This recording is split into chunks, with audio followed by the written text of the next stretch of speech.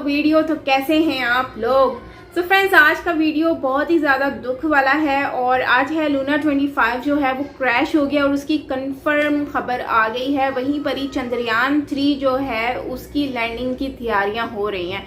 तो फ्रेंड्स, जैसा कि आप जानते हैं कि चंद्रयान 3 जो है उसको डायरेक्ट चांद पर जो है वो लैंड कराने की कोशिश नहीं की है, बल्कि उसको काफ़ी ज़्यादा चांद के चारों तरफ मतलब सराउंडिंग में जो है वो घूम घूम कर जो है उसके करीब चांद जो है वो चंद्रयान 3 को लैंड किया जा रहा है। डायरेक्टली उसको जो है नहीं लेकर जाया जा रहा, इसी वजह से अब तक वो चांद पर लैंड नहीं कर सका। साउथ पोल पर जो है वो चंद्रयान 3 को लैंड करना था, लेकिन अब तक इतना टाइम हो गया नहीं हुआ। लेकिन वहीं पर ही अगर रशिया की बात करें तो बहुत कम टाइम में वो लैंड करना चाह रहे थे, विच इज़ ऐसा जब आप जल्दबाजी में कुछ काम करते हो ना तो फिर उसमें कुछ ना कुछ आपको प्रॉब्लम आती है। शायद यही वजह है कि आज इसरो जो है उन्होंने ये स्टेप उठाया कि डायरेक्टली हमें लैंड नहीं करना है, समय भले लग जाए लेकिन हमें लैंड नहीं करना है।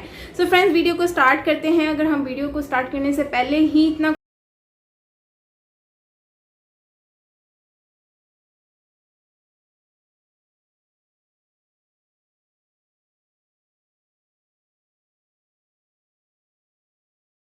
वो भारत ने कर दिखाया। जी हाँ दोस्तों, लूना 25 अपने आखिरी डीबूस्टिंग में फेल हो चुका है। वह 1800 किलोमीटर के ऑर्बिट में एंटर नहीं कर पाया है। लूना 25 से ऑलमोस्ट संपर्क टूट चुका है रशियन रोसकॉस्मोस का। वहीं भारत ने अपने इसरो के माध्यम से चंद्रयान 3 में डीबूस्टिंग को, जो सेकेंड डीबूस्टिंग थी, उसे सक्सेसफुली परफॉर्म कर दिया है और चंद्रयान 3 जो है महज 25 किलोमीटर बाई 134 किलोमीटर के ऑर्बिट में एंटर कर चुका है चंद्रयान 3। जी हाँ दोस्तों, डीबूस्टिंग जिसे रूस न कर सका उसे इसरो ने कर दिखाया।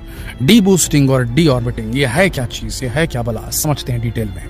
देखिए, चंद्रयान 3 और लूना 25 दोनों चंद्रमा के चक्कर काट रहे हैं और धीरे धीरे अपने घेरे को कम करते जा रहे हैं। उनके ऑर्बिट की जो हाइट है चंद्रमा की सरफेस से उसे कम कर पा रहे हैं। ये कैसे होता है, कम कैसे होता है? देखिए, अगर खुद की यान की अपनी एक गति हो तो ग्रेविटेशनल फील्ड जो है चंद्रमा की, अगर यानों की गति को धीमा कर दिया जाए तो चंद्रमा की ग्रेविटी ज्यादा स्ट्रांग हो जाएगी और उसे अपनी तरफ खींचने लगती है और उसके बाद उनका जो ऑर्बिट है वो धीरे धीरे कम होता जाता है। तो गति को कम करने को कहा जाता है वैज्ञानिक टर्म्स में डी बूस्टिंग। और जब डी बूस्टिंग होती है, गति कम होती है, तो जो हाइट है वो धीरे धीरे कम होती जाती है। ग्रेविटेशनल फील्ड जो है मून की वो उसे अपनी तरफ खींचती है और इसीलिए जो घेरा है जिसमें चक्कर काट रहे हैं वो धीरे धीरे छोटा होता जाता है और उस घेरे को कहते हैं ऑर्बिट और उसके छोटा होने को कहा जाता है डी ऑर्बिटिंग। तो डी बूस्टिंग और डी ऑर्बिटिंग मनूवर के लिए धरती के स्टेशन से, जिस भी देश का वो यान है उस देश की स्पेस एजेंसी उसके ग्राउंड स्टेशन से एक मैसेज भेजती है और वहां पर इंजन फायर होते हैं और डी बूस्टिंग होती है। लेकिन ये जो डी बूस्टिंग लूना 25 के लिए रोसकॉस्मोस ने कल परफॉर्म की 2:10 में मॉस्को टाइम के अनुसार 19 अगस्त को वो सक्सेसफुल नहीं हुई। लेकिन आज 20 अगस्त को चंद्रयान 3 के लिए इसरो ने जो डी बूस्टिंग सुबह सुबह की वो सक्सेसफुल हो गई और चंद्रयान 3 जो है वो अपने target orbit 25 kilometre by 134 kilometre में एंटर कर चुका है, जबकि लूना 25 18 किलोमीटर बाई 100 किलोमीटर के ऑर्बिट में एंटर नहीं कर पाया है। तो जो रूस न कर सका वो भारत ने करके दिखाया। अब इसके पीछे सबसे बड़ा कारण क्या है? सबसे बड़ा कारण इसके पीछे यह है कि ग्राउंड स्टेशंस की कमी, अर्थ ऑब्जर्वेटरीज की कमी रशिया के पास है, जबकि पूरी दुनिया की स्पेस एजेंसी इसरो के साथ कंधे से कंधा मिलाकर चल रही है। सिर्फ एक चाइनीज स्पेस एजेंसी को हटा दीजिए तो दुनिया भर की जितनी भी स्पेस एजेंसी हैं सब भारत के साथ में एक दोस्ताना रिश्ता कायम किए हुए हैं। फिर चाहे वो नासा हो, फिर चाहे यूरोपियन स्पेस एजेंसी हो, फिर ऑस्ट्रेलिया की स्पेस एजेंसी हो, इजराइल हो, सब के सब मिलकर काम करते हैं इसरो के साथ में। इसरो ने उनकी काफी मदद की है और वो भी काफी मदद करते हैं इसरो की। इसके चलते इसरो का एक अलग एक रैपो अलग है, भारत का एक रैपो अलग है। भारत एक शांति प्रधान देश है, वो दूसरों के साथ में कभी भी कंपटीशन में इन्वॉल्व नहीं होता है। जब कोल्ड वॉर चल रही थी उस वक्त रशिया और अमेरिका के बीच में बहुत कंपटीशन चल रही थी। ऐसा कंपटीशन भारत किसी के साथ नहीं करता। उसे अपने गोल्स क्लियर हैं, उसे अपने देश की जनता के हित, मानव जाति एज अ होल के हित उसे मालूम है, वो उसके लिए काम करता है, किसी के साथ कंपटीशन नहीं करता है। इसीलिए हमने एक स्लो और स्टडी रूट अपनाया, टाइम लिया और कम पैसे कम लागत में कॉस्ट एफिशिएंट एक मिशन भेजा चंद्रयान 3 का, जो आराम से चंद्रमा पर उतरे और वहां पर वैज्ञानिक रिसर्च करे। हमने कोई होड़ नहीं लगाई रशिया के साथ में, जिन्होंने काफी तेज रॉकेट का इस्तेमाल किया, हमसे बाद में लॉन्च किया, हमसे पहले पहुंच गए, लेकिन अब उतर पाने में अक्षम नजर आ रहे हैं।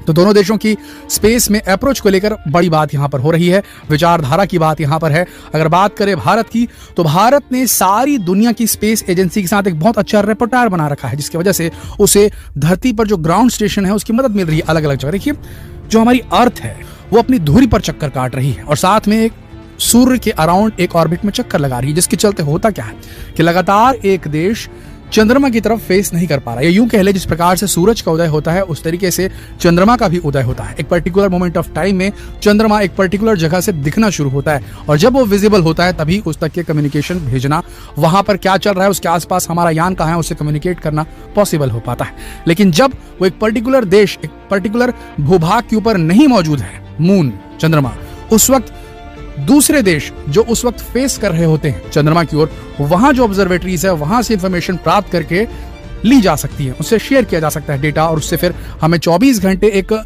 पोजीशन जो है, जो हमारे यान है, उसकी मिलती रहती है। ये काम रशिया नहीं कर सका, क्योंकि रशिया के पास में उतने वॉच स्टेशन थे नहीं। जितने भी वॉच स्टेशन रशिया के पास में हैं वो सिर्फ और सिर्फ रूस के अंदर ही हैं।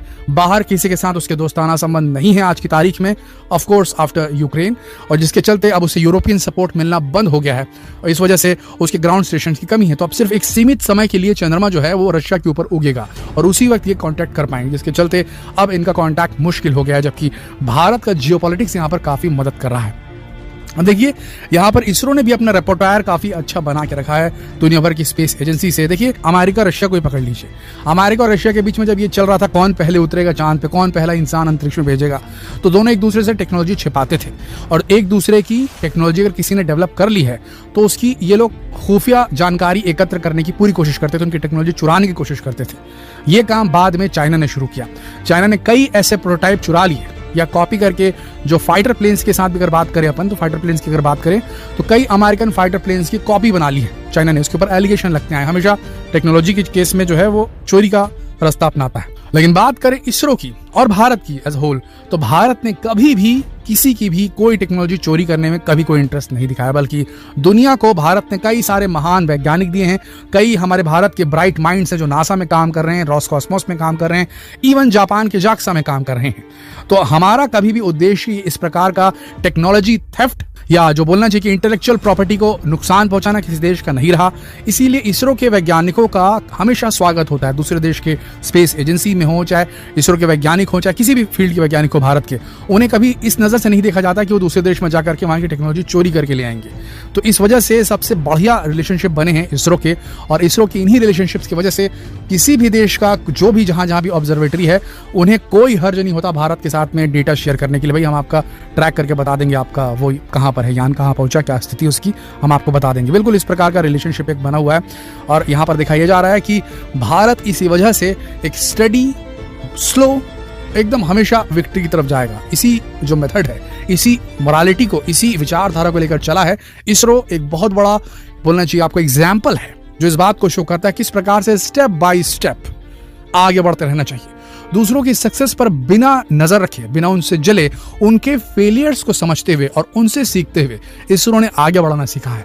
चंद्रयान 2 के फेलियर से इसरो ने सीखा और अब चंद्रयान 3 एकदम सक्सेसफुली आगे बढ़ रहा है। दोस्तों, तो यहां पर यह कहना चाहिए कि अगर रूस संपर्क नहीं कर पाता है आने वाले कुछ दिनों में, तो मान के चलिए कि अगर भारत ने चाइना को हराया होता तो चलो समझ में आता। चाइना तो चला तो चांद तक, नहीं तो शाम तक वाला है ऐसे भी। तो चाइना अगर होता, चाइना को अगर बीट किया होता भारत ने, इसरो ने, तो बात उतनी खास नहीं होती। अगर किसी और देश को बीट किया होता तो बात कुछ उतनी खास नहीं होती। लेकिन भारत ने बीट किया है रशिया को, जी हाँ, जिसके नाम कई खिताब है। अगर लूनो 25 नहीं पहुंच पाता और चंद्रयान 3 पहुंच जाता है तो ये मान के चलिए बहुत बड़ा गौरवशाली वक्त होगा। भारत जो है दुनिया के सबसे बड़ी स्पेस पावर्स में उनके साथ उनके टेबल पर बैठ के बात करेगा दोस्तों, तो ये बहुत बड़ी उपलब्धि होगी। दोस्तों, ये यथास्थिति है अभी के टाइम में। डी बूस्टिंग, डी ऑर्बिटिंग करने में लूनो 25 नाकाम रहा, लेकिन भारत के इसरो ने चंद्रयान 3 की डी बूस्टिंग कर दी है, डी ऑर्बिटिंग कर दी है और चंद्रमा की सतह के बेहद करीब है। फुल्ली फंक्शनल है चंद्रयान 3। देखना यह होगा कि लूनो 25 पे वापस अपनी कमांड, अपना कंट्रोल गैदर कर पाता है कि नहीं रोसकॉस्मोस और रशिया, और अगर नहीं कर पाता है तो हुआ क्या था उसके साथ, आगे जाने के। इस वीडियो के अंत तक बने रहने के लिए आप सबका दिल से धन्यवाद। जितना हो सके इस वीडियो को शेयर करें फेसबुक पर, व्हाट्सएप पर, यूट्यूब पर, और बने रहिए हमारे साथ अगले वीडियो में, जिसमें हम आपको बताने वाले हैं कि चंद्रयान सिर्फ 25 किलोमीटर दूर है और भारत अब इसकी बदौलत बनेगा स्पेस सुपर पावर। तो बने रहिए हमारे चैनल के साथ। जल्द मिलते हैं आपसे अगले वीडियो में, तब तक के लिए आप सबका इस वीडियो के अंत तक बने रहने के लिए दिल से धन्यवाद। जो लूना 25 जो है वो क्रैश हो चुका है, और वो 100%, जब जाहिर सी बात है इतना टाइम हो गया है, क्रैश हो गया है, कुछ मतलब कनेक्टिविटी ही नहीं है, कांटेक्ट ही नहीं है किसी के साथ, तो डेफिनेटली इसका मतलब यही समझ आता है कि लूना 25 जो है वो क्रैश हुआ है।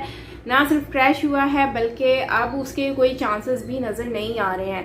तो जाहिर सी बात है जब आप जल्दबाजी किसी काम में करते हो तो फिर उसमें आपको उसका रिजल्ट भी फिर वैसा ही मिलता है। इसीलिए कहते हैं 2 मिनट लेट हो जाओ, 5 मिनट लेट हो जाओ, हमारे बड़े कहते हैं ना कि थोड़ा लेट हो जाओ कोई इशू नहीं है, लेकिन आपने जो है ना जल्दबाजी में आके कोई ऐसा कदम नहीं उठाना जिसके लिए आपको पछतावा हो।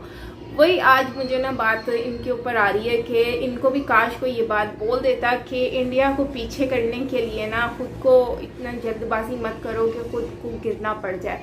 और आज इंडिया इतने टाइम से जो है वो राउंड लगाई जा रहा है, लेकिन इंडिया डायरेक्ट चाहता तो वो लैंड कर सकता था, लेकिन इंडिया ने नहीं किया। जब उनको पता चला कि साउथ पोल में इंडिया लैंड करने जा रहा है तो उनको लगा कि फर्स्ट हम ही होते हैं जो कर लेते हैं तो अच्छा हो जाएगा ना, हमारे लिए फ़ायदा है। तो ये बहुत अच्छा है कि एटलीस्ट इंडिया के लिए बहुत अच्छा हो गया। लेकिन वहीं पर ही हम रशिया ने बहुत ज़्यादा रशिया ने कोशिश की है, तो वहीं पर ही इंडिया ने भी कोशिश की है। तो हम बस मैं यही कहूँगी कि इंडिया जो है वो उनको ज़्यादा से ज़्यादा सपोर्ट करे। और यह है कि इतना आसान तो नहीं है डेफिनेटली चांद तक अब पहुंचना रशिया के लिए अगेन, बट इंडिया जो है अभी भी इसरो ने बहुत प्लानिंग की है। जाहिर सी बात है जब चंद्रयान 2 फेल हुआ उन्होंने उसके बाद से यही सोचा कि ठीक है यार हम इसी को ही जो है ना इस थोड़ा लेट हो जाएंगे लेकिन हम पूरी प्लानिंग के साथ ऊपर जाएंगे। और वही हुआ, उन्होंने पूरी प्लानिंग के साथ चीज़ें की और आज आप देखें कि वो कहाँ पर पहुँच गए हैं। आप देखें तो जो है इंडिया पर सबकी उम्मीदें आके टिक गई हैं। सब लोग चाहते हैं कि इंडिया जो है इंडिया के साथ वो काम कर सकें और जो है इंडिया जो है वो चंद्रयान 3 पर पहुँच रहा है। तो इसी वजह से जो है अब सब लोगों की उम्मीदें इंडिया से हैं कि अब एक्साइटेड हैं कि देखें साउथ पोल पर क्या है जो इंडिया हमसे शेयर कर पाएगा through out Chandrayaan 3। So India के लिए एक बहुत अच्छी चीज़ है, लेकिन वहीं पर ही रशिया के लिए, क्योंकि रशिया ऑलरेडी इतनी क्राइसिस से गुजर चुका है यूक्रेन के बाद, तो अब जाहिर सी बात है रशिया के लिए बहुत सारी चीज़ों की प्रॉब्लम भी होगी। तो इतना आसानी से अब दोबारा से वहाँ पर नहीं अपना मिशन स्टार्ट कर पाएंगे। बट जो है इंडिया के लिए बेस्ट ऑफ लक एंड अच्छा लग रहा है कि इंडिया फाइनली जो है वो लैंड करने जा रहा है और जो है सब लोगों की एक्साइटमेंट नज़र आ रही है। सो फ्रेंड्स इसके ऊपर आप लोग क्या कहेंगे कमेंट में ज़रूर बताइएगा। सो मिलते हैं नेक्स्ट वीडियो के साथ, टिल देन टेक केयर।